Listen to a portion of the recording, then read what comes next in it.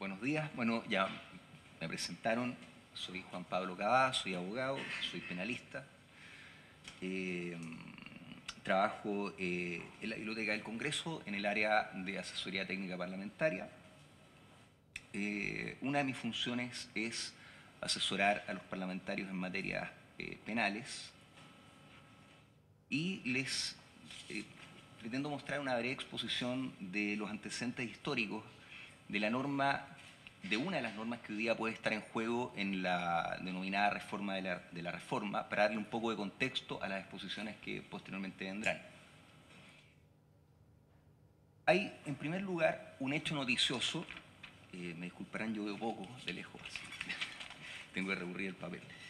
Hay un hecho noticioso que hay que recordar, que consiste en que un tribunal dejó en libertad a un autor confeso del crimen de un barrista de Colo-Colo el día 2 de octubre del 2012. Esto apareció en La Tercera, en EMOL y en algunos otros medios que no se ven bien, pero básicamente Internet. La Biblioteca del Congreso, a partir de ese momento, elaboró un dossier de información de prensa siguiendo la evolución de la noticia, y hicimos un recuento de aproximadamente 78 publicaciones diferentes que relacionan, o que permiten relacionar, al menos indirectamente, este evento con la reforma. O sea, no estoy diciendo que esto sea lo que la gatilla esencialmente, pero a nivel comunicacional puede haber jugado un efecto importante. No sé cómo se lee desde lejos, pero es básicamente el artículo 149 vigente del Código Procesal Penal,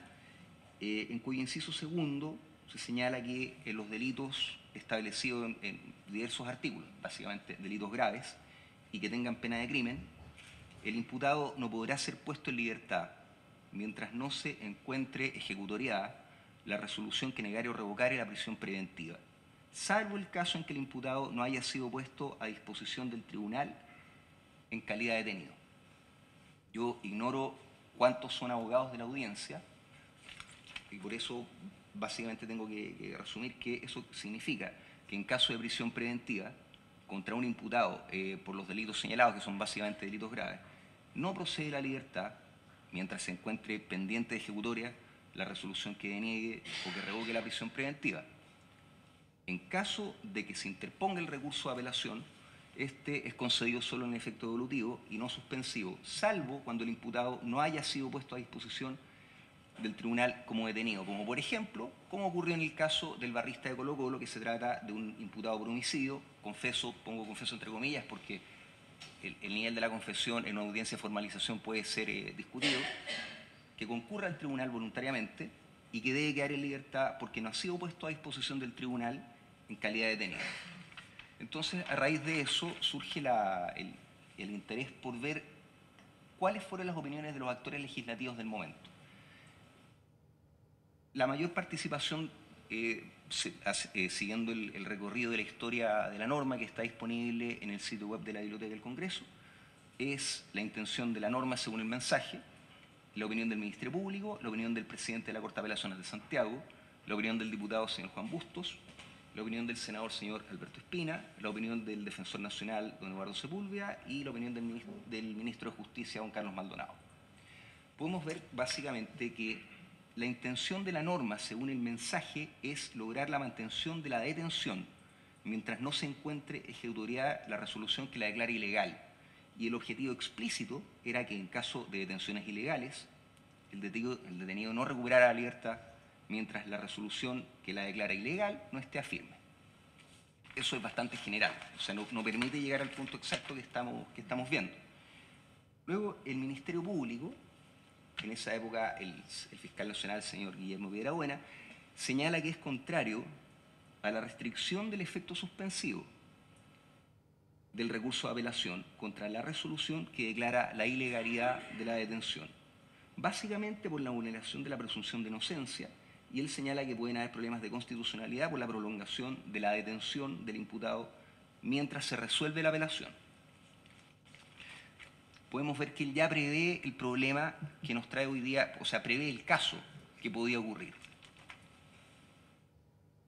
Luego, el presidente de la Corte de Apelaciones de Santiago, don Haroldo Brito, coincide y pueden ver en la parte de abajo de la lámina que señala que conceder el recurso de apelación en ambos efectos carece de justificación jurídica, porque si el juez de garantía no encuentra motivos para privar de libertad a una persona, no hay razón alguna para mantenerla en prisión.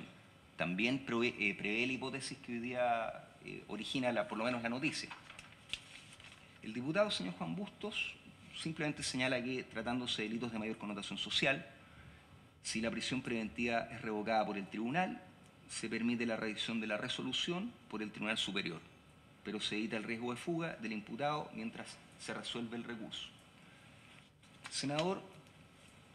señor Alberto Espina, señala que la indicación innova en efecto suspensivo de la apelación. Si coincide con el criterio, si la Corte coincide con el criterio del juez, entonces el imputado queda en libertad. Y de lo contrario, se evita engrosar la lista de prófugos. El defensor nacional, señor Eduardo Sepúlveda, señala que es incongruente que el imputado llegue a la audiencia de formalización sin mediar detención alguna, simplemente porque fue citado por el tribunal. Si en esa audiencia es formalizado por alguno de los delitos graves señalados, entonces terminará siendo detenido, quedará detenido por mandato de la ley, pero sin una orden judicial, hasta que la Corte lo resuelva, lo que él juzga como un exceso desde todo punto de vista. Entonces podemos ver que en este caso él ya empieza a prever explícitamente la posibilidad de lo que luego ocurre con el barrista. Y por último, la opinión del señor ministro de Justicia, don Carlos Maldonado. Él coincide con la aprehensión de la Defensoría Penal Pública sobre la situación de la persona que, estando libre, es citada a una audiencia en que es formalizada, y señala que si el juez niega la solicitud de prisión preventiva, la persona quedará detenida mientras la Corte no resuelva, prevé el problema nuevamente. Y él propone que para solucionar lo que él denomina este efecto absurdo, esta especie de suspensión, esto es literal, esta especie de suspensión provocada por la interposición del recurso de apelación solo debería aplicarse a personas que llegaron detenidas a la audiencia ante el juez de garantía por un control de detención, por un caso de flagrancia o por orden judicial. Bueno, esto es un antecedente histórico de la historia de la norma que puede servir de antecedente para la discusión posterior. Gracias.